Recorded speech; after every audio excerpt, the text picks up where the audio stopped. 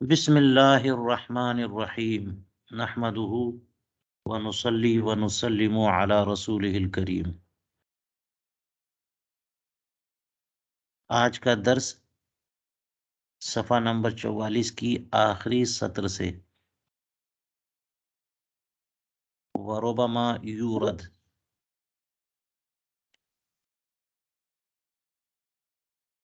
گفتگو یہ چل رہی ہے کہ حنفیہ نے افعال اختیاریہ یا فعل حسن کی چند قسمیں کی ہیں، حسن لنفسہ، حسن لغیرہ۔ پھر حسن لنفسہ کی دو قسمیں، جو قابل سقوط ہو یا قابل سقوط نہ ہو۔ حسن لغیرہ کی بھی دو قسمیں، جو حسن لنفسہ سے ملحق ہو یا پھر ملحق نہ ہو۔ ملحق نہیں ہے، اس کی بھی پھر دو قسمیں ہو گئیں، اور یہی بیان چل رہا ہے۔ وہ حسن لغیرہ جو حسن لنفسہ سے ملحق نہیں، کیونکہ جس غیر کی وجہ سے اس میں حسن آیا، خوبی آئی، کمال آیا، وہ واسطہ فی الثبوت نہیں ہے، واسطہ فی العروض ہے۔ تو غیر ہی میں ہے خوبی، اس میں نہیں ہے، تو وہ ملحق فی الحسن لنفسہ ہی نہیں ہے۔ تو اس کی دو قسمیں ہیں۔ پہلی قسم یہ کہ اس فعل معمور بھی کے کرنے سے وہ غیر بھی ادا ہو جائے، جس غیر کی وجہ سے اس میں کمال آیا، اس فعل کے کرنے سے وہ غیر بھی ادا ہو جائے۔ دوسری قسم یہ ہے کہ ادا نہ ہو، وہ آگے پڑھیں گے۔ ابھی بات یہی چل رہی ہے کہ اس فعل معمور بھی کے کرنے سے وہ غیر بھی ادا ہو جائے۔ اس کی مثال جہاد اور حدود شرعیہ اور صلاۃ الجنازہ کہ اس میں جو کمال آیا، جو خوبی پیدا ہوئی، وہ کفر کی بیخنی کے اعتبار سے، اعلاء کلمت اللہ کے اعتبار سے، اور لوگوں کو معصیت اور جرائم سے روکنے کے اعتبار سے حدود میں کمال آیا۔ اور نماز جنازہ، اس میں خوبی یوں ہوئی کہ مسلمان کا آخری سفر ہے، اور اس کی دعا اور اس کے ایمان کی تکریم ہو جائے، اس اعتبار سے اس میں کمال ہے۔ لہذا بذات خود اس میں کمال نہیں ہے، بذات خود اس میں کوئی کمال نہیں ہے، بلکہ کسی اس طرح سے بات کی کہ بذات خود یہ بات اچھی نہیں ہے، بری ہے نا، کہ مارنا پیٹنا یہ جہاد ہے، اعضاء قطع کرنا یہ حدود میں، یا نماز جنازہ میں یہ کہ ایک انسان کو سامنے رکھ کر کے آپ نماز پڑھ رہے ہیں تو تشبہ ہو جائے کسی اور چیز سے، تو اس میں قباحت ہے۔ اب یہ جو بات آ گئی کہ اس میں خوبی نہیں ہے، اس پر اعتراض وربما یورد ان تعذیب الکفار والقتال معهم لا قبح فیہ۔ یہ بھی تو اعتراض ہو سکتا ہے کہ کفار کو سزا دینا اور ان کے ساتھ قتل و قتال کا معاملہ، اس میں کوئی خرابی نہیں ہے۔ اب تک کی بات میں یہ تھی کہ اس میں کوئی خوبی نہیں ہے بذات خود، اس میں خوبی کسی اور وجہ سے آئی، تو اس کا مطلب اس میں خرابی ہے۔ تو اب یہ اعتراض کے طور پہ کہہ رہے ہیں نہیں خرابی نہیں ہے، اس میں بھی خوبی ہے، اس میں بھی۔ اور وہ یوں کہ ایک فعل کو کس کے ساتھ کیا جا رہا ہے اس کو ملا کے بولیں گے نا تو خوبی ہے، خرابی نہیں ہے۔ مطلقاً دیکھیے، جیسے کفار کے ساتھ جہاد، تو جہاد جنگ ہے، قتل و قتال ہے، مار پیٹ ہے، خون ریزی ہے، تو بذات خود خونریزی میں، قتل و قتال میں کوئی اچھی بات ہے؟ اس میں تو قباحت ہے نا جی. لیکن تعذیب کفار، اس میں قباحت نہیں ہے. مجرمین کو سزا دینا، اس میں قباحت نہیں ہے. مطلقاً سزا دینا، مارنا پیٹنا جو ہے نا، یہ اچھی بات نہیں ہے. لیکن مجرموں کو کہتے ہیں اس میں قباحت نہیں، بلکہ اس میں خوبی ہے کہ یہ جو ایسے لوگ ہیں، ان کی سرشت یہ ہے، ان کا مزاج یہ ہے، یہ نقصان دہ لوگ ہیں، مضر لوگ ہیں. تو مضر لوگوں کی مضرت کو فساد سے ہی دور کیا جائے گا، ان کا خاتمہ کر کے، ان کو اذیت دے کر کے ہی روکا جائے گا. وہ شرافت کی زبان سننے والے نہیں ہیں. تو اس میں کوئی قباحت نہیں ہے. بل یجوز کونہ حسنا بالذات، بلکہ اس کا حسن بالذات ہونا بھی ممکن ہے. اسی لیے لوگ کہتے ہیں کہ جناب مجرم کو آپ نے چھوڑ دیا، اور جو مجرم کو چھوڑ دیتا ہے اس کو برا مانا جاتا ہے. مجرم کو آپ نے چھوڑ دیا، تو اس کا تو حسن بالذات ہونا بھی ممکن ہے. وہ ایو دلیل علی خلاف ہی، اور اس کے حسن بالذات ہونے کے خلاف کیا دلیل ہو سکتی ہے؟ نعم، ہاں یہ ہے کہ مطلق تعذیب جو ہے نا، اس کی بات کریے تو اس میں کوئی کمال نہیں ہے. مطلق تعذیب، سزا دینا بذات خود یہ کوئی اچھی بات نہیں ہے. لیکن مجرم کو سزا دینا یہ اچھی بات ہے. مطلق تعذیب تو لا حسن فی ہے، لیکنہ غیر الجہاد. لیکن مطلق تعذیب جہاد تھوڑی ہے. جہاد تو کہتے ہیں اعلاء کلمت اللہ کے لیے جو جنگ لڑی جائے، کفار کی سرزنش اور سرکوبی کے لیے، ان کی بیخکنی کے لیے جو جنگ لڑی جائے، اس کو نا جہاد بولتے ہیں. اور مثال میں تو وہ ہے، مثال میں یہ نہیں ہے، مطلق تعذیب نہیں ہے. اسی طرح سے صلاۃ الجنازہ کو دیکھ لیجئے کہ اس میں بھی کوئی قبح نہیں ہے، بلکہ حسن بالذات ہونی چاہیے نماز جنازہ. کیونکہ یہ تو اللہ کی تعریف، حمد و ثنا اور رسول کریم علیہ السلام کے پر درود پاک اور میت کی دعا پر مشتمل ہے. کہاں سے خرابی آ گئی اس میں؟ وقضا صلاۃ الجنازہ ذکر اللہ تعالی و عبادت اللہ مع الدعاء. اب بتائیے یہ جو ہے، یہ نماز جنازہ کے ارکان یا افعال ہیں، ان میں کہاں خرابی ہے؟ ان میں کون سی چیز ہے جو اچھی نہیں ہے؟ وَيَجُوزُ أَن يَكُونَ حُسْنُهُ بالذات، تو نماز جنازہ کی خوبی بھی ذاتی ہونی چاہیے، نہ کہ غیر کی وجہ سے. اور غیر کی وجہ سے تو ہے، یہ بتایا مثال میں. وَلَيْسَ شَبِيهًا بِعِبَادَةِ غَيْرِ اللَّهِ، نماز جنازہ کے بارے میں کہا تھا کہ وہ تو سامنے رکھ کر کے نماز ہوتی ہے، تو تشبہ ہے بت پرستی سے یا انسان پرستی سے، معاذ اللہ. تو کہتے ہیں نہیں نہیں نہیں نہیں، وَلَيْسَ شَبِيهًا بِعِبَادَةِ غَيْرِ اللَّهِ تعالی، وہ غیر اللہ کی عبادت کے مشابہ نہیں ہے. اور یہ جو کہہ رہے ہیں کہ عبادت غیر اللہ کی عبادت کے مشابہ نہیں ہے، کیونکہ نماز جنازہ اصل میں نماز ہے ہی نہیں، عبادت ہے ہی نہیں. نماز جنازہ دعا ہے نا. ہمارے یہاں حنفیہ کے یہاں دعا ہے، جس کے لیے نماز کی جو شرطیں ہوتی ہیں وہ بھی شرطیں ہیں، طہارت، استقبال قبلہ، نیت، یہ سب شرطیں ہیں. لیکن یہ نماز نہیں ہے، اسی وجہ سے اس میں تلاوت کی اجازت نہیں ہے، اور رکوع نہیں ہے، اور سجدہ نہیں ہے، اور قعدہ نہیں ہے. جی ہے، سمجھ میں آئی بات؟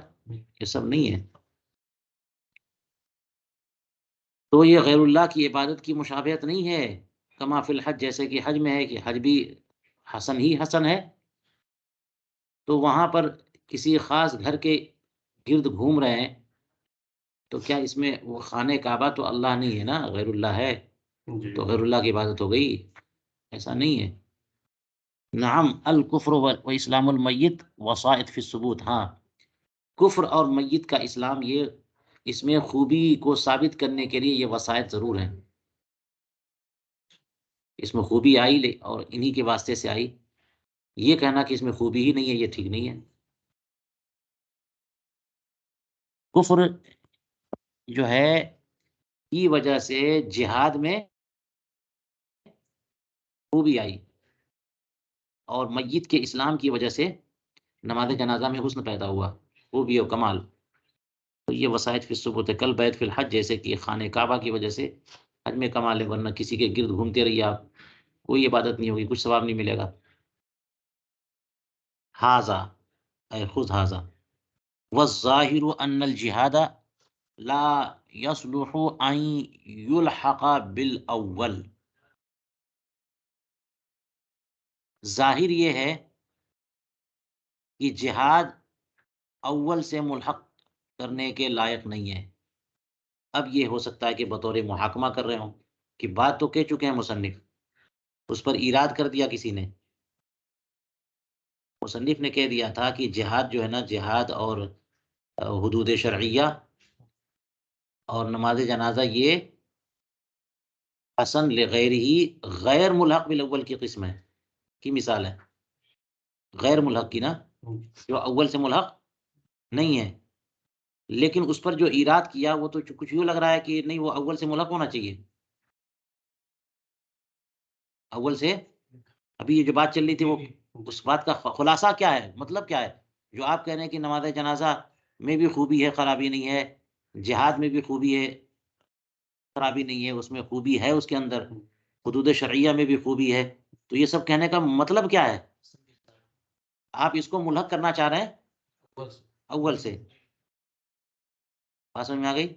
اس کا خلاصہ مصنف نے وہ کیا اور اس معترض نے یہ کیا، یہ بتایا. اب دیکھیے کہنے کہ نہیں نہیں نہیں، ظاہر یہ کہ نہیں، یہ ملحق نہیں ہونا چاہیے. یہ سب باتیں آپ جو کہیے، لیکن ظاہر یہ ہے کہ جہاد جو ہے وہ اول سے ملحق کرنے کے لائق نہیں ہے. کیا وجہ؟ بات سمجھ میں آ رہی ہے؟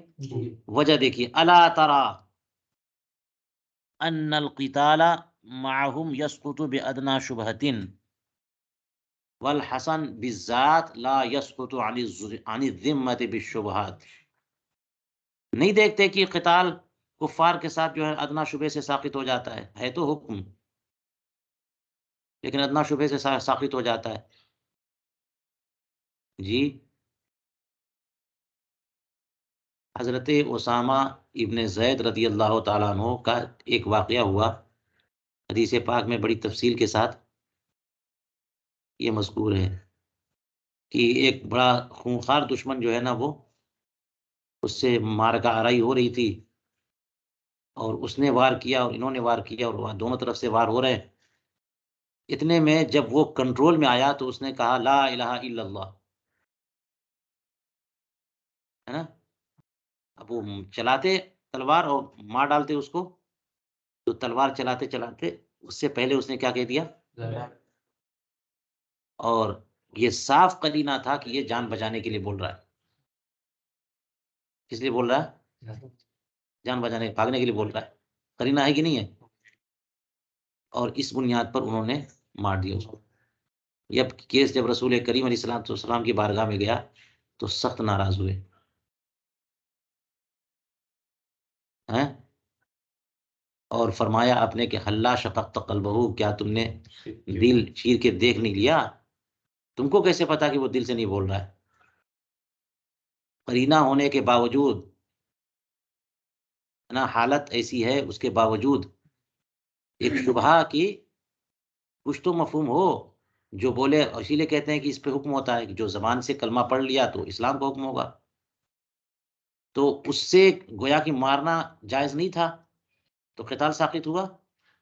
اور بھی مثالیں ملیں گی ادنا شبہ سے کہ قتال ساقط ہے. ادنا شبہ سے اس کا مطلب یہ ہوا کہ قتال کا حکم اصل نہیں ہے. جو چیزیں اصل نہ ہوں وہ شبہ سے ساقط ہو جاتی ہیں، ورنہ شبہ سے ساقط نہیں ہوتی. نماز اصل ہے، فرض، کیا شبہ ہو گیا تو ساقط ہو جائے گی نماز؟ شبہ سے چیزیں جو حکم اصل ہوتی ہے، اصل احکام ہوتے ہیں، وہ شبہ سے ساقط نہیں ہوتے. اور قتال ادنا شبہ سے قتال ساقط ہو جاتا ہے. اس سے سمجھ میں والحسن بالذات، اور جو حسن بالذات ہو وہ شبہات سے کبھی بھی ذمے سے ساقط نہیں ہوتا. ہیں؟ آپ نے سوچا کہ پتہ نہیں پڑھا ہے کہ نہیں پڑھا، پڑھا ہے کہ نہیں پڑھا، تو اس سے نماز ساقط ہو گئی اس دن کی.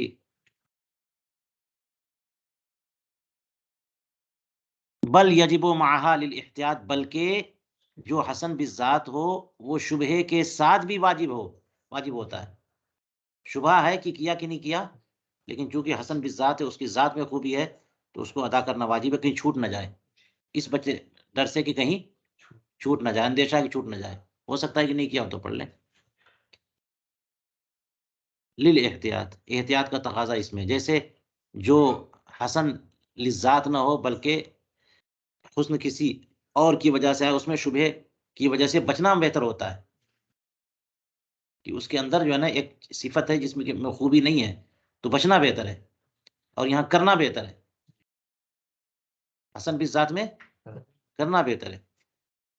کما لا یخفی علی الناظر فی الفقہ، جیسا کہ فقہ میں بصیرت رکھنے والے پر یہ بات پوشیدہ نہیں ہے. واما صلاۃ الجنازہ فلما سقط بفعل البعض علمنا ان ليس المقصود اتعاب البدن بذکر اللہ بل قضاء حاجت المیت. تو یہ تو جہاد کے بارے میں کہا. اب رہی نماز جنازہ، تو فرمایا کہ جب یہ بعض لوگوں کے پڑھ لینے سے بھی نماز جنازہ کا حکم ساقط ہو جاتا ہے، تو ہم نے جان لیا کہ مقصود اللہ کے ذکر سے اتعاب بدن نہیں ہے، بلکہ قضائے حاجت میت مقصود ہے. جیسے پنجگانہ نماز میں بعض لوگوں نے پڑھ لیا تو باقی لوگوں کی ہو گئی نہیں ہوئی. تو نماز کی فرضیت جو ہے نا وہ علاقے کے اعتبار سے بھی نہیں ہے کہ جناب علاقے کے کچھ لوگوں نے پڑھ لیا، خاندان پر فیملی بھی نہیں ہے ایک آدمی پڑھ لے تو ہو جائے، ایسا کچھ نہیں ہے. ہر بندے پر یہ وجوب ہے. تو اس لیے نماز میں اتعاب بدن ضروری ہے. اللہ کے ذکر سے اتعاب بدن، تم کھڑے ہو اٹھو اور پڑھو، چاہے سستی ہو، ہاں چاہے ٹھنڈک ہو یا کچھ ہو، اپنے آپ کو اٹھو. تو وہاں مقصود جو ہے اتعاب بدن ہے.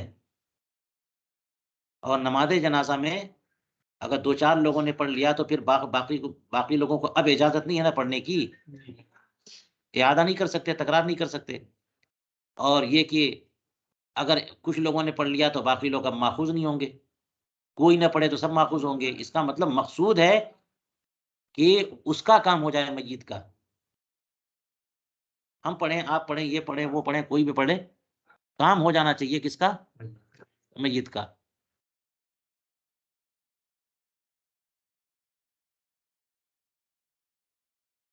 فَيَكُونُ حُسْنُهَا لِأَجَلِهِ، تو اس کا مطلب یہ ہے کہ نماز جنازہ میں جو خوبی آئی وہ اسی وجہ سے آئی.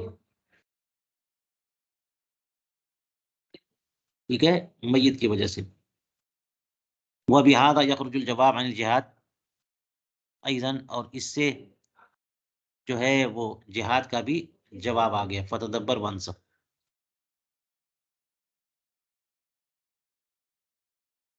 فَتَدَبَّرْ وَانْصِفْ، غور کرو، انصاف سے کام لو. لہٰذا یہ اعتراض ختم. اور یہاں پر جو ہے وہ جہاد میں اور نماز جنازہ میں جو خوبی آئی ہے وہ غیر کی وجہ سے ہی آئی ہے، اور اس کو ملحق نہیں کر سکتے. چلیے یہ بات ختم ہو گئی. اچھا، یہ غیر ملحق بالاول کی دو قسمیں بتائی تھیں. ایک تو یہ ہے کہ اس فعل مامور بہی کے ادا کرنے سے وہ غیر بھی ادا ہو جائے. یہ تینوں اسی میں ہے کہ جہاد کرتے ہوئے قہر کفار ہو جائے گا، ہے نا. الگ سے قہر کفار کے لیے کچھ اور کام نہیں کرنا ہے. سزا نافذ کی تو مجرموں کو سبق ہو جائے، لوگوں کو عبرت بھی مل جائے گی. لیکن دوسری قسم یہ ہے کہ نہیں، اس کے ادا کرنے سے وہ غیر ادا نہیں ہوگا بلکہ اس کو الگ سے ادا کرنا پڑے گا. والثانی ان لا يتعدى هذا الغیر باداء هذا الحسن، دوسری قسم اس غیر ملحق بالاول کی یہ ہے کہ یہ غیر اس حسن کے ادا کرنے سے ادا نہ ہو. کالسعی الی الجمعہ فإنه حسن بحسن صلاة الجمعہ ولا تتأدى بالسعی فقط. جیسے مثال لے لیجئے، اللہ تعالیٰ نے قرآن پاک میں ارشاد فرمایا اذا نودی للصلاة من یوم الجمعہ فاسعوا الی ذکر اللہ. تو نماز جمعہ کے لیے جانا، سعی کرنا، یہ واجب ہے. سعی واجب ہے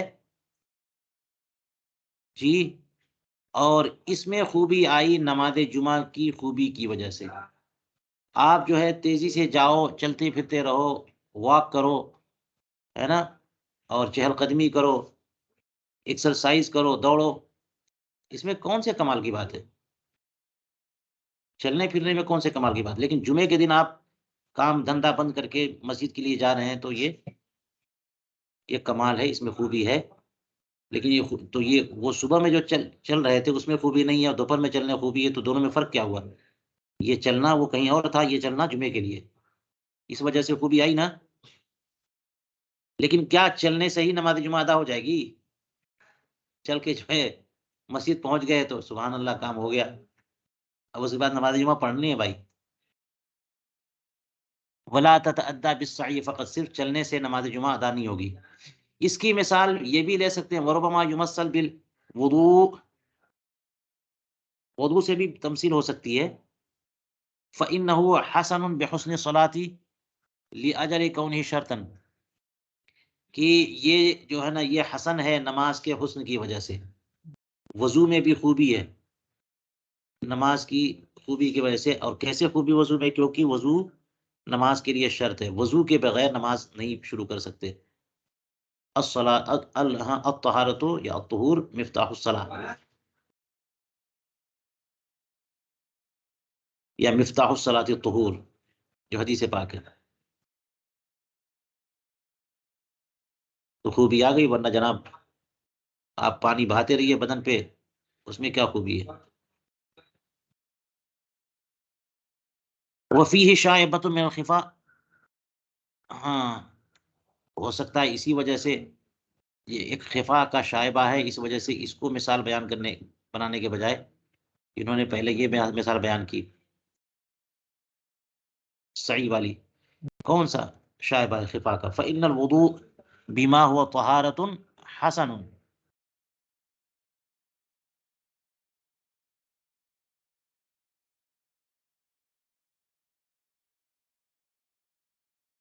وہ یوں کہ وضو چونکہ بذات خود طہارت ہے، اس اعتبار سے بھی تو خوبی ہے اس کے اندر.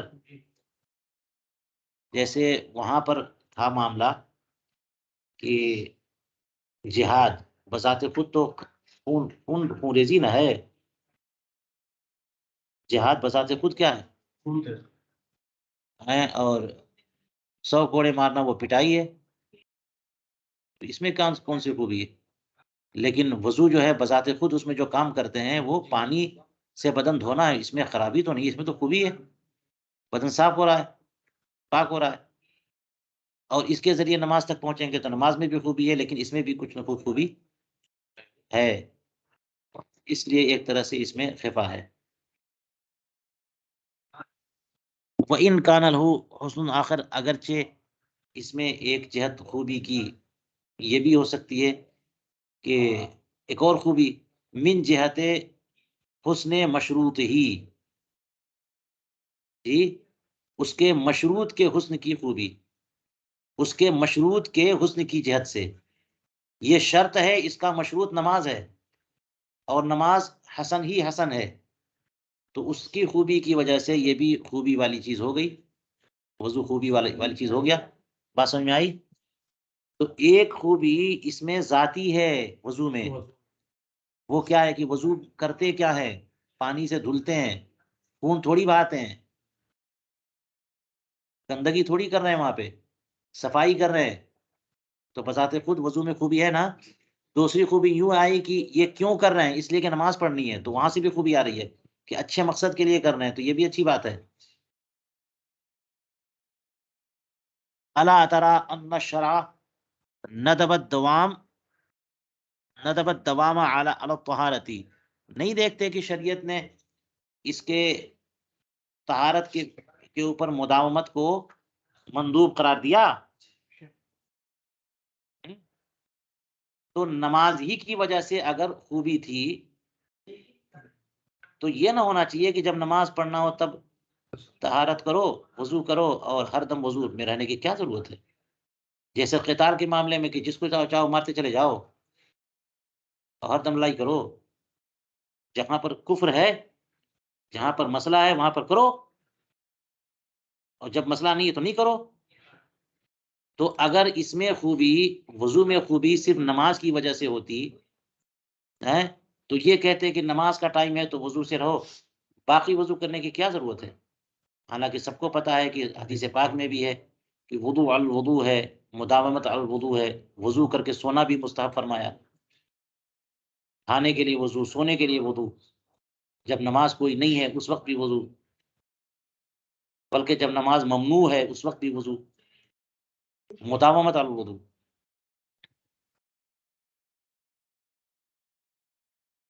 والمندوب حسن، اور مندوب حسن ہوتا ہے، اس میں قباحت نہیں ہوتی. ولیس مندوب حال اقامت الصلاۃ. اور یہ مداومت جو ہے، مداومت کا مستحب ہونا یہ اقامت الصلاۃ کے لیے تھوڑی ہے، کیونکہ ہر وقت کہاں اقامت الصلاۃ ہے. فإن من اوقات مندوبی، من اوقات مندوبیت الطہارتی وقت الخطبہ.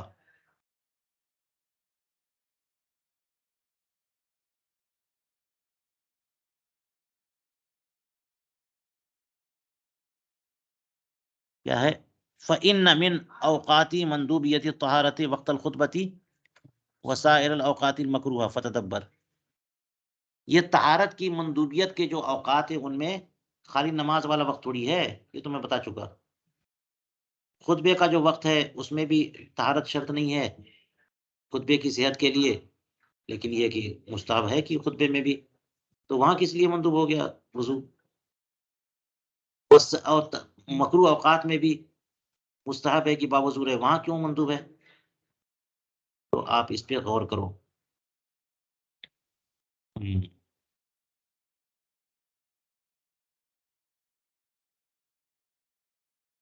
چلیے فرماتے ہیں ولی یعلم ان جمیع المأمورات فیہا حسن آخر ثبت بکونہ مأمورا بہ. ایک بات یہاں پر یہ بھی یاد رکھنی چاہیے کہ تمام معمورات جو ہیں ان میں ایک اور جہت سے خوبی اور کمال ہے. یہ تو باتیں ہو رہی نا کہ اس وجہ سے، اس وجہ سے، اس وجہ سے، اس وجہ سے خوبی ہے، اس کی ذات میں خوبی ہے، یا فلاں وجہ سے، فلاں کی وجہ سے خوبی آئی. اور ایک وجہ جو ہے نا وہ سب کو شریک ہے، سب میں موجود ہے، سب میں ہاں سارے کے سارے احکام اس میں شامل ہیں اس وجہ میں، اور اس وجہ سے اس میں خوبی ہے سارے سارے معمور بھی ہمیں. وہ کیا ہے کہ یہ ہاں شارع نے حکم دیا ہے، ہمارے آقا نے، ہمارے مالک نے حکم دیا، مالک کا حکم ہے. تو یہ ہو، وہ ہو، وہ ہو، وہ کچھ بھی ہو، بس مالک کا حکم. یہ خود اس میں خوبی نہیں ہے.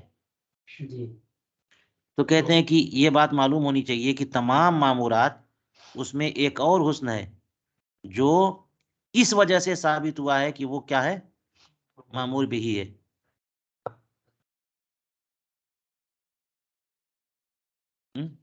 دیا تو پھر اس کے اندر ایسا نہ ہے، نہیں دیتی تو یہ ہو گیا اس وجہ سے.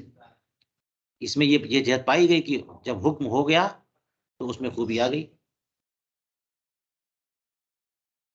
یہ ایک جہت بتا رہے ہیں، آپ وہ کہنا چاہ رہے ہیں کہ پھر وہ ماتریدیہ والا مذہب کہاں گیا ہے. یہ اعتراض نہیں ہوتا یہاں پہ، کیونکہ اس پر بیس نہیں کیا انہوں نے. اسی پہ لے کے چلے ضرور، لیکن ایسا نہیں ہے کہ اس میں جو ہے ایک جہت یہ شامل کر رہے ہیں کہ ایک جہت یہ بھی ہے کہ معمور بہی ہونے کی وجہ سے بھی خوبی اس میں آئی.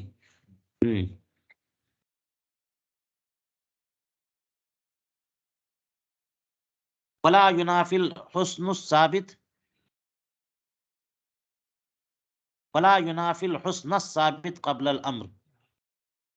یہ جو حسن ہے، یہ دیکھیے آپ کے سوال کا جواب، آپ کی اس کا جواب ہو سکتا ہے کہ معمور بہی ہونے کی وجہ سے اس میں کمال آ گیا کہ مالک نے حکم دے دیا، اب تو آپ کرو گے تو اچھا ہی رہو گے، آپ اچھا ہی کرو گے آپ. لیکن جو حسن قبل امر ثابت ہے اس کے منافی نہیں ہے. یہ جو معمور بہی ہونے کی وجہ سے اس میں کمال آیا، یہ کمال اور یہ حسن اس حسن کے منافی نہیں ہے جو قبل امر اس میں ثابت تھا. بات سمجھ میں آ رہی ہے؟ وہ وہی والی بات کہ حسن اور قبح عقلی ہے. ہاں، تو اس کا تقاضا یہ ہے کہ اس میں حکم آئے، اس میں ایسا حکم آنا چاہیے کہ یہ کرنا چاہیے. یہ اور بات ہے کہ جب تک ورود شرع نہ ہو تب تک ہم لوگ نہیں بولیں گے، اور معتزلہ بول دیتے ہیں یہ واجب ہے. تو امر سے پہلے جو حسن ثابت ہے اس کے منافی نہیں ہے یہ حسن. فل ایمان و مع کونی حسن فی نفسی حسن لکونی معمورا بھی. لیجیے جناب، ڈبل ڈبل اگر خوبی آ جائے تو میں حرج ہی کیا ہے؟ ایمان مثال کے طور پر یہ بذات خود ایک خوبی ہے، حسن ہے، اچھی چیز ہے، حکم سے پہلے، اور مالک نے حکم دے دیا کہ ایمان لاؤ تو جناب اور مضبوط بات ہو گئی، ڈبل خوبی آ گئی اس میں.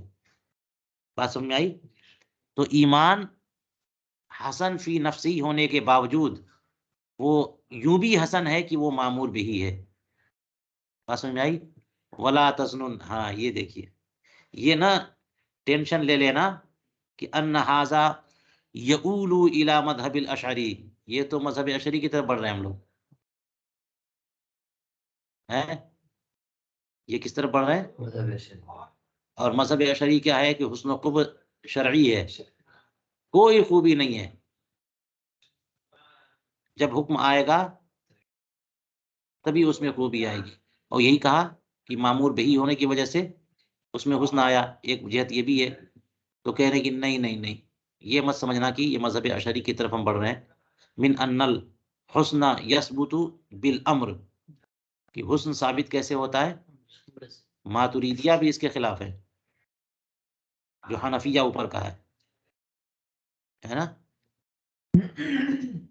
فإنا نقول، اس لیے کہ ہم لوگ یہ کہتے ہیں، آپ یہ مت سمجھنا کہ یہ مذہب اشعری کی طرف قدم بڑھنے لگ گئے، بلکہ ہم یہ کہتے ہیں کہ ان اداء مأمور اللہ حسن فی نفسہ فإنہ من قبیل شکر المنعم، کہ اللہ تبارک و تعالی کے مامورات کی ادائیگی یہ بذات خود حسن ہے، بذات خود حسن ہے. یعنی حکم دے دے تو وہ تو خوبی آ گئی، حکم نہ ہوتا تب بھی اس میں خوبی ہے، تب بھی اس میں خوبی ہے کہ اللہ تبارک و تعالی حکیم ہے، اور حکیم کا فعل حکمت سے خالی نہیں، تو اس میں خوبی تھی تو حکیم نے اس کا حکم دیا.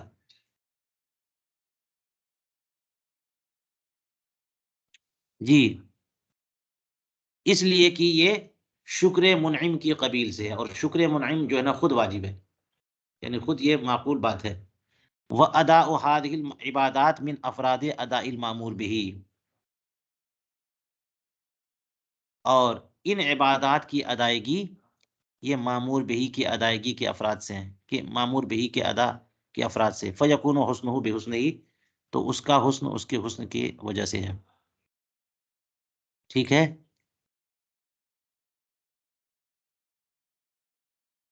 لا ان الشرع جعلہ حسن وکان اتیانها و اتیان المنہیات فی انفسها متساویین، یہ نہیں کہ شرع نے اس کو حسن قرار دیا ورنہ اس کی بجا آوری اور منہیات کی بجا آوری بذات خود یہ برابر تھی، ایسا نہیں ہے.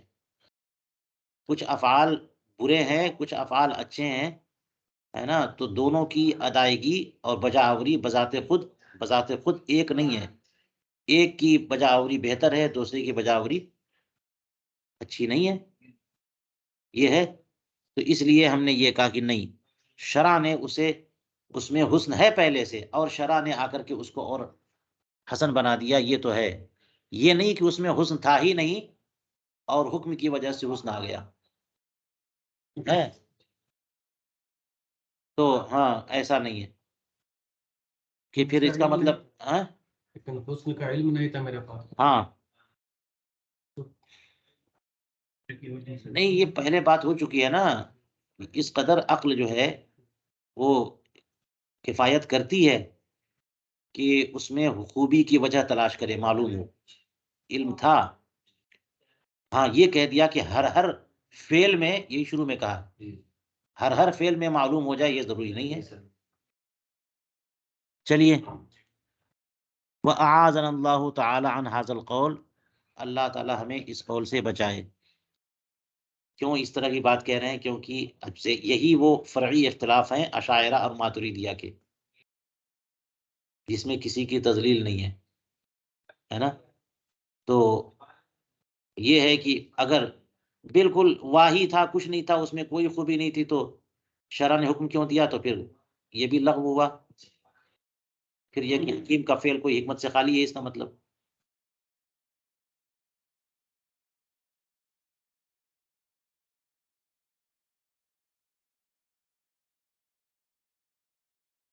اس موقع پر اعلیٰ حضرت نے بڑی تفصیلی گفتگو فرمائی ہے اور آگے ایک مرحلے میں جا کر کے اشاعرہ کا مذہب اختیار کیا اپنے. بات سمجھ میں آئی کہ ایسا نہیں ہے کہ فاعل مختار رب ذوالجلال، جو فاعل مختار ہے وہ حکمتوں کا محتاج ہو، تو پھر تو فاعل مختار نہیں ہوا نا. حکمت پائے گا تو حکم دے گا، اور حکمت نہیں ہے تو حکم نہیں دے گا. اتنا مجبور سمجھ رکھا ہے. چلیے، وہاکذا اقسام القبیح. چلیے بات ہو گئی ہے یہ، اب جو ہے نا یہ بیان مکمل ہوا کہ فعل حسن کی تقسیم جو کی ہے حنفیہ نے، وہ حسن لنفسی اور حسن لغیری. بات ہو گئی، پھر دونوں کی دو قسمیں ہو گئیں. ٹھیک ہے، وہ حسن لنفسی ہی قابل سقوط، غیر قابل سقوط. حسن لغیری ملحق بالاول، غیر ملحق بالاول. پھر غیر ملحق بالاول کی دو قسمیں، کہ غیر اس کے ادا کے سے ادا ہو جائے یا اس کے ادا سے غیر ادا نہ ہو، الگ سے ادا کرنا پڑے.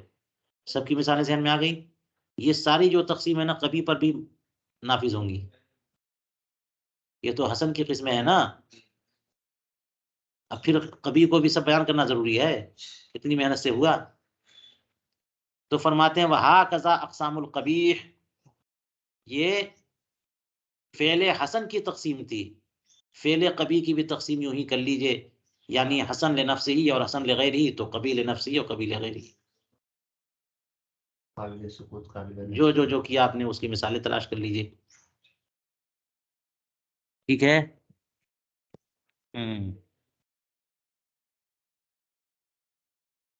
فالقبیح قبیح لعینہ لا يحتمل السقوط. یہ دیکھ لیجئے پہلی قسم آ گئی. قبیح وہ جو قبیح لعینہ ہو، جس میں سقوط کا احتمال نہ ہو، ہمیشہ قبیح ہے وہ.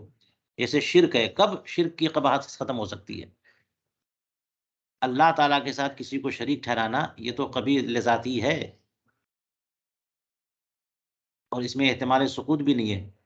اسی طرح سے وسائر العقائد الباطلہ والزنا، اور سارے باطل عقائد وہ بذات خود وہ قبیح ہیں. اور زنا، اس میں کبھی بھی خوبی نہیں آ سکتی ہے، کبھی بھی خوبی نہیں آ سکتی ہے، ہمیشہ اس کے ساتھ قباحت لگی ہوئی ہے، احتمال سقوط نہیں ہے. او یحتمل السقوط، یا قبیح لعینہ جس میں احتمال سقوط ہو.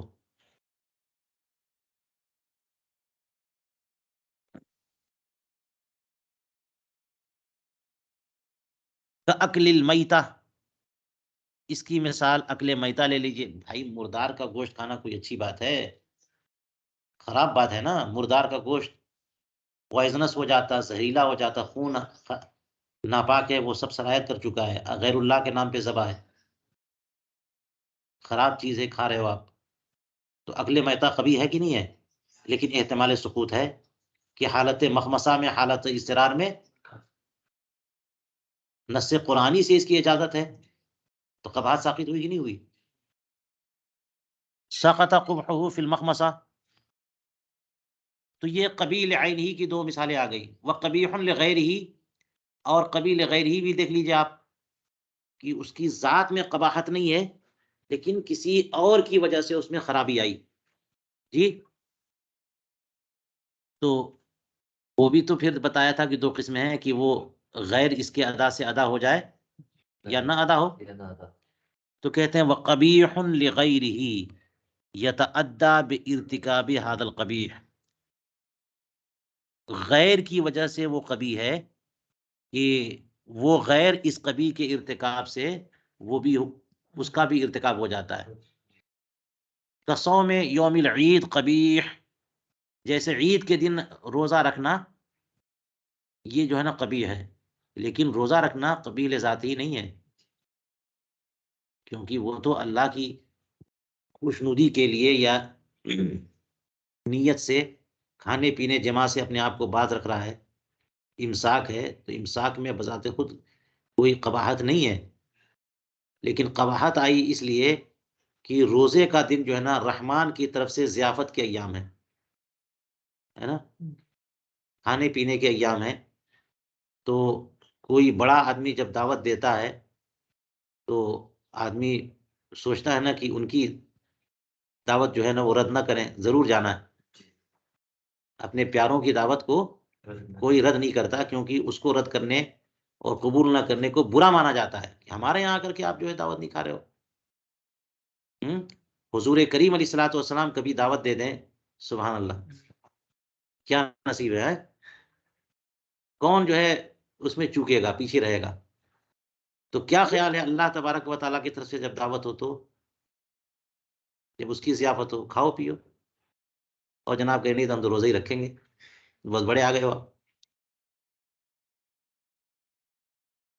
اور یہ دیکھیے کہ اگر پورے سال بندہ روزہ رہے، ان 5 دنوں میں بھی روزہ رہے، تو پھر روزہ روزہ نہیں ہوا، وہ تو اس کا کیا نام ہے کھانے کا نظام الاوقات بن گیا. اس نے روزہ کہاں، وہ صبح میں کھاتا ہے رات میں اور مغرب بعد کھاتا ہے، دن میں کھانے کے لیے روادار نہیں ہے وہ. اگر پوری زندگی کوئی روزہ رکھے گا، عید کے دن بھی روزہ رکھے گا، تو پھر کیا روزہ، اس کا سسٹم یہی بن گیا. تو اس لیے کچھ ایام ایسے ہیں جو روزہ جائز نہیں ہے، 5 ایام، اور وہ 5 ایام جو ہے نا ایام ضیافت الہی ہے. تو اللہ تعالیٰ کی ضیافت کو رد کرنا یہ بڑی بری بات ہے. تو روزہ رکھنا عید کے دن اللہ کی ضیافت کو رد کرنے کے درجے میں ہے.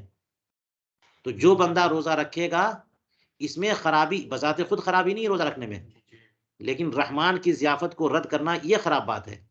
تو روزہ رکھتے ہی یہ عمل ہو جائے گا نا، ارتکاب ہو جائے گا نا اس کا، یہ اس کی قسم ہو گئی. کصوم یوم العید قبیح لأجل کونہ اعراضا عن ضیافت اللہ تعالی، اس لیے کہ اللہ تعالیٰ کی ضیافت سے یہ روگردانی اور پہلو تہی کرنا اور بھاگنا ہے. وَبِارْتِكَابِ الصَّوْمِ يَرْتَكِبُ الْإِعْرَاض، جیسے ہی آپ روزہ رکھیں گے یہ اعراض ہو جائے گا. ٹھیک ہے. او لا یتعدی، یا وہ قبیح غیر ہی تو ہے لیکن وہ غیر اس قبیح کے عمل سے وہ ادا نہیں ہوتا.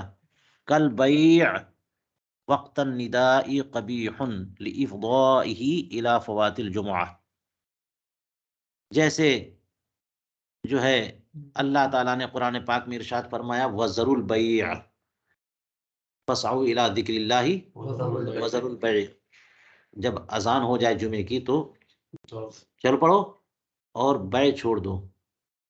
تو بیع جو ہے وہ حکم ہو گیا کہ بیع چھوڑ دو، تو بیع حرام ہو گئی نا، بات سمجھ میں آئی؟ تو وہ بیع حرام ہو گئی جو جمعہ یا سعی الی الجمعہ میں حارج ہو، ورنہ بیع میں کیا خرابی ہے؟ بیع تو خرید و فروخت تو اجازت ہے نا. اس کے بعد اللہ تعالیٰ نے فرمایا فَإِذَا قُضِيَتِ الصَّلَاةُ فَانتَشِرُوا فِي الْأَرْضِ وَابْتَغُوا مِن فَضْلِ اللَّهِ، کرو نا بیع، کھاؤ پیو. تو بیع میں بذات خود کوئی خرابی نہیں ہے، لیکن وہ بیع جو سعی الی الجمعہ کی میں حارج ہو وہ بیع حرام ہوئی، کبھی ہوئی. تو کبھی کیوں ہوئی؟ اس لیے کہ سعی الی الجمعہ میں حارج ہے وہ، تو سعی الی الجمعہ کو چھوڑ دینا یہ خراب ہے، جمعہ سے اعراض کرنا یہ خراب ہے، اور بیع کریں گے تو وہ کام ہوگا جی۔ لیکن کہتے ہیں کہ اب کل بیع وقت النداء قبیح، اذان کے وقت بیع کرنا یہ قبیح ہے، لافضائہ الی فوات الجمعہ، کیونکہ فوات جمعہ کی طرف یہ مفضی ہے۔ اس وقت آدمی اگر بیع میں مصروف رہا تو پھر دیر ہوگی اور پھر وہ جمعہ میں نہیں پہنچ پائے گا جی۔ لیکن اس کو انہوں نے مثال بنائی ہے کس چیز کی؟ لا یتعدی،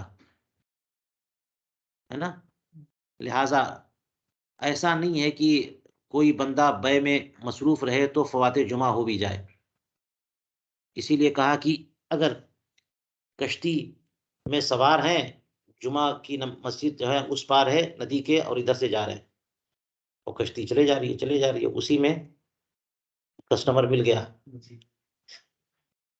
تو بارگین کرنے لگے، لے لو اتنے میں، ٹھیک نہیں اتنے میں نہیں، کتنے میں، اور بیع دے دیا، بیچ دیا، تو یہ بیع ہوئی کہ نہیں ہوئی؟ ہو گئی۔ اور اس میں فوات جمعہ، اسی بیع سے فوات جمعہ ہو جائے ایسا نہیں ہے، بات سمجھ میں آ رہی نہیں آ رہی؟ اسی کے کرنے سے وہ ہو جائے ایسا نہیں ہے، ہو سکتا ہے بندہ یہ کرے اور وہ بھی پالے، لہذا مگر پھر بھی یہ مکروہ ضرور ہے، یہ بیع کرنا منع ہے تو منع ہے یہاں بھی۔ چلیے، وَأَمَّا الْقَبِيحُ لِغَيْرِهِ الَّذِي يَكُونُ فِيهِ وَاسِطَةٌ فِي الثُّبُوتِ،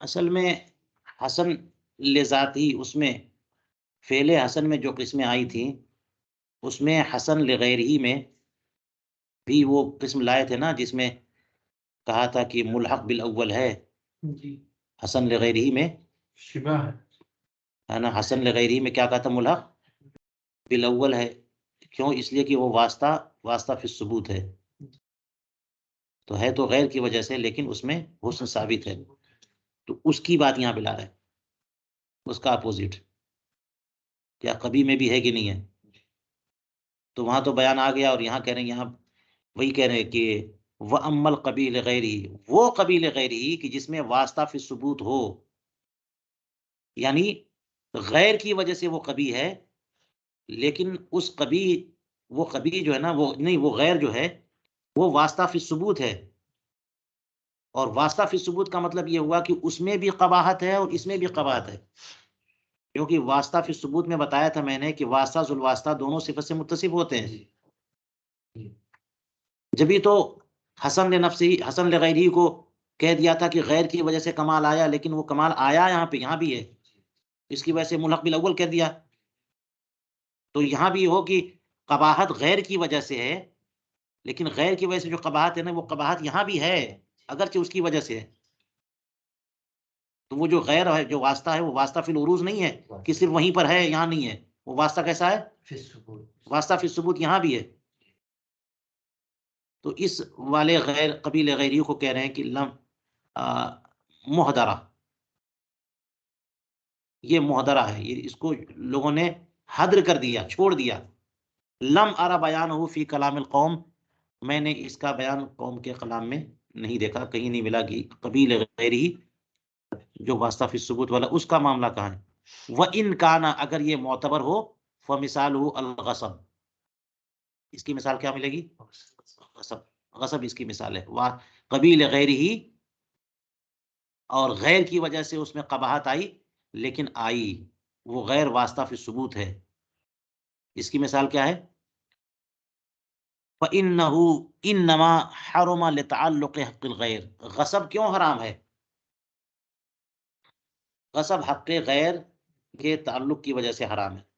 غصب میں یہی نہ ہوتا ہے کہ کوئی مال لے لینا ہے نا، تو لینا میں کوئی چیز لے لیا، اس میں بذات خود خرابی نہیں ہے، لیکن دوسرے کا حق ہے، اس کی اجازت کے بغیر لیا تو یہ خرابی آئی، اور پھر خرابی آ گئی یہاں بھی، حق غیر کے تعلق کی وجہ سے اس میں خرابی آئی، لیکن حاصل واسطہ محضرہ، لیکن اس واسطے کو حذر کر دیا گیا ہے نا، اس کا اعتبار نہیں ہوا، اس لیے کہتے ہیں فصار الغصب و قبیحا بالذات، اس لیے غصب قبیح بالذات ہے۔ غصب کیا ہے؟ ہاں بالذات، قبیح غیر نہیں۔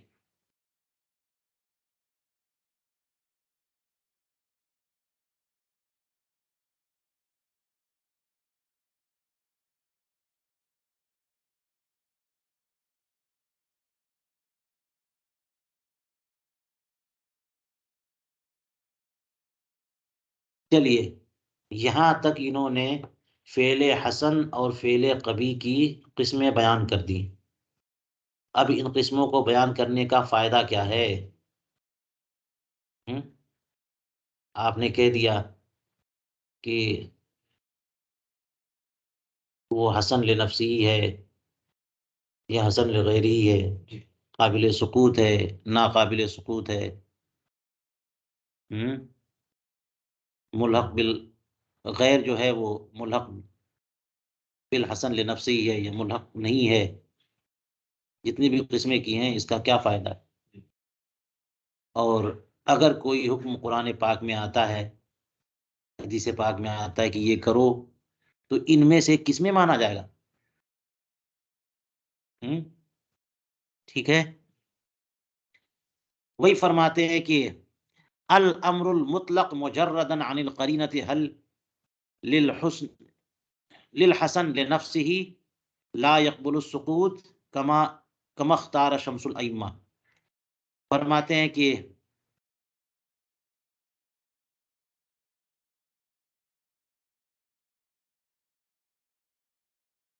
امر مطلق جو قرینے سے مجرد ہو، جو قرینے سے خالی ہو، تو کیا اس سے مراد حسن لنفسی ہوگا جو پہلا والا ہے، یہ حسن لغیری ہوگا؟ تو یہ بات جو ہے نا وہ سوال کی شکل میں کہہ رہے ہیں۔ فرمایا حل للحسن لنفسی لا يقبل السقوط، جو سقوط کو قبول نہ کرے، جیسا کہ شمس الائمہ نے اسے اختیار کیا۔ قال واقف اسرار الکتاب المبین قدس سرہ واذاقنا اللہ تعالی ما اذاقہ، اب یہ جو لفظ استعمال کیا اس سے کون سی کتاب مراد ہے اور کون سے مصنف مراد ہے، اس کو دیکھنے کی ضرورت ہے۔ جی تو فرماتے ہیں کہ انہوں نے فرمایا ان حاضر نسبت غلط شمس الائمہ، اور عام طور پر یہ لفظ بولا جاتا ہے تو شمس الائمہ سرخسی کا اطلاق ہوتا ہے، حلوائی کا نہیں، ان کو بھی بولا جاتا ہے، ان کو بھی بولا جاتا ہے شمس الائمہ، گردری بھی ہے، لیکن اللہ عالم کون مراد ہے یہاں پر، کہ یہ نسبت غلط ہے۔ شمس الائمہ کا یہ مسلک مختار ہے کہ جب امر مطلق مجرد عن القرینہ ہو تو اس سے مراد وہ حسن لنفسی ہے جو قابل سکوت نہ ہو، وہ پہلا نمبر والا، سب سے ہائی والا۔ فَإِنَّهُ لَيْسَ فِي كَلَامِهِ إِلَّا أَنَّهُ يَدُلُّ عَلَى حسن لنفسه، ان کے کلام میں کوئی ایسی بات نہیں ہے مگر اتنا ہی، ان کے کلام میں بس اتنا ہی ہے کہ امر اگر مجرد عن القرینہ ہو تو وہ حسن ذاتی پر دلالت کرتا ہے، یہ اور یہی ہے، یہ تو کہنا پہلے کی بات ہو جائے گی، وہو الاظہر کیف وعدم القبول للسقوط فی بعض المامورات، ہاں یہ جو کہا انہوں نے کہ حسن لنفسی ہے جو غیر قابل سقوط ہے، تو کہتے ہیں یہ کیسے کہہ دیا؟ کیفا وعدم القبول للسقوط فی بعض المامورات، ہاں، اقل القلیل، اور بعض معمورات میں وہ حکم قابل سقوط نہ ہو، قابل سقوط نہ ہونا یہ تو بہت کم ہے، اقل القلیل ہے، شاذ و نادر۔ ہر جگہ یہ ہوتا ہے کہ حکم تو ہے لیکن کہیں نہ کہیں ساقط ہوتا ہے، حکم ہے لیکن حالت عذر میں ٹھیک ہے معاف ہے، ساقط ہی نہیں ہے۔ ایمان کے بارے میں کہہ دیا کہ زبان سے بولنا وہ بھی ساقط ہے، الا من اکرہ وقلبہ مطمئن بالایمان، وہ تو تصدیق قلبی کے بارے میں کہا کہ قابل سقوط نہیں ہے۔ اس لیے یہ کہنا کہ وہ احکام کتنے ہیں، احکام بہت ہیں، قرآن پاک میں احکام بہت ہیں، اور جو بھی احکام خالی عن القرینہ ہوں ان کو آپ کہہ دیں گے کہ وہ حسن لنفسی غیر قابل سقوط ہے۔ تو احکام بہت ہیں اور قابل سقوط بہت کم ہے، غیر قابل سقوط بہت کم ہے۔ اقل القلیل فلا یجعل متبادل، تو اس کو متبادر نہیں قرار دے سکتے، اسی میں انہوں نے کہہ دیا تو تبادل ذہنی اسی کی طرف ہے۔ او للحسن لغیرہ، یا پھر یہ کہ امر مطلق جو مجرد عن قرینہ ہو اس سے مراد حسن لغیرہ ہے، جیسا کہ اس کتاب میں کما ذکر فی البدیع، حکایت قول لا یدرا یا لا یدری قائل ہو، نہیں پتا کون قائل اس کا۔ لثبوت الحسن فی المأمور بہ، تو ایک قول یہ ہے کہ وہ حسن لغیرہ کے لیے امر مجرد، کیوں؟ اس لیے کہ اس میں کیا ہوتا ہے کہ جب حکم آ گیا تو کم سے کم کوئی خوبی تو ثابت ہوگی، ایسا کیسے ہوگا کہ جناب خوبی ہے ہی نہیں حکم ہو گیا، حکم ہوا اور کوئی خوبی نہیں اس میں، تو اس کا کم سے کم ادون درجہ تو ماننا پڑے گا۔ وہی کہہ رہے ہیں کہ اور ادون درجہ یہی ہے کہ حسن لغیری ہو، پھر معمور بھی اقتضان، کیونکہ حسن معمور بھی میں اقتضان ثابت ہوتا ہے، لہٰذا کم سے کم ادنا تو ثابت ہوگا۔ الذی یکفی لدفع ضرورت، جو کہ ادنا جو ہے جو کافی ہوتا ہے دفع ضرورت کے لیے، ورنہ حکم دینا لغو ہو جائے کہ حکم ہو بھی گیا اور کوئی خوبی آئی بھی نہیں۔ وَأَمَّا كَوْنُهُ لِنَفْسِهِ فَلَا بُدَّ لَهُ مِن دَلِيلٍ زَائِدٍ، اور رہی یہ بات کہ وہ حسن لغیر ہی نہیں بلکہ حسن لنفسہ ہی ہے، اس کے لیے دلیل زائد چاہیے، ٹھیک ہے۔ یہ دوسرے والے قول کے بارے میں بتا دیا۔ ھذا وفی الاسرار لا اعلم خلافا فی ان الامر المطلق يدل على الحسن لنفسه واللہ اعلم بحقیقت الحال، یہ جو ہے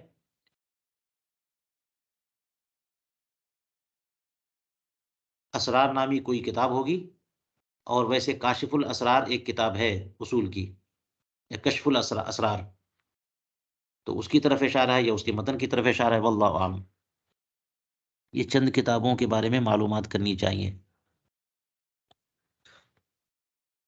اور ہو سکتا ہے کہ اسرار سے مراد یہی کتاب ہو، اسرار الکتاب المبین۔ ہم نے نہیں دیکھی یہ کتاب، تلاش کرتے ہیں انشاءاللہ، آپ لوگ بھی تلاش کریے۔ کہتے ہیں اس میں لکھا ہے کہ ہمیں نہیں پتا کہ کسی نے اختلاف کیا ہو اس معاملے میں کہ امر مطلق حسن لنفسہ پر دلالت کرتا ہے نا، امر مطلق وہ اوپر والی بات، یعنی ایک قول تو یہ آ گیا کہ کم سے کم جو ہے نا خوبی ثابت ہوگی اور وہ حسن لغیری میں، تو حسن لغیری تو ہے، امر مطلق حسن لغیری ہے، اور اوپر کہا کہ نہیں اس میں کوئی اختلاف ہی نہیں ہے، امر مطلق حسن لذاتی ہے، کوئی اختلاف ہی نہیں ہے۔ چلیے واللہ اعلم بحقیقت الحال۔